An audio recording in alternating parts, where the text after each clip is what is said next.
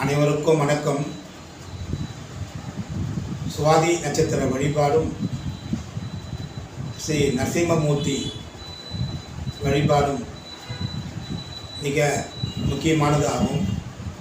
குறிப்பாக சுவாதி நட்சத்திரம் என்பது 27 நாட்களுக்கு ஒரு முறை வரும்.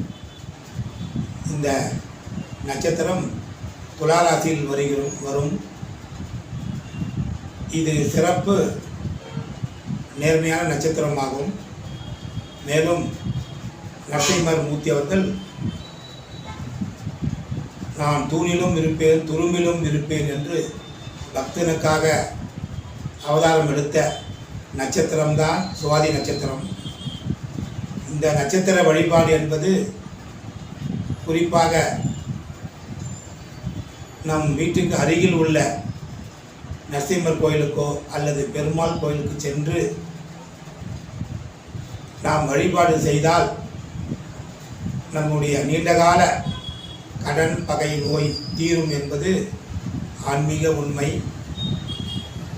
இதற்கு சாதகமான மந்திரமாக நரசிம்மர் ஸ்லோகம் மாதா நரசிம்மா, பிதா நரசிம்மா, சகா நரசிம்மா, வித்யா நரசிம்மா, சாமி நரசிம்மா, சகல் நரசிம்மா, இதோ நரசிம்மா, பதோ நரசிம்மா, ஏதோதோ ஆக்கி ததோ பரோ நகசிஸ் நரசிம்ம சரணம் பிரபத்தியே, எல்லா புகழும் ஆண்டாளுக்கே, நரசிம்மர் திருவடிகளே சரணம் என்று சொல்லி அல்லது கேட்டு பாருங்கள், நல்லது நடக்கும்.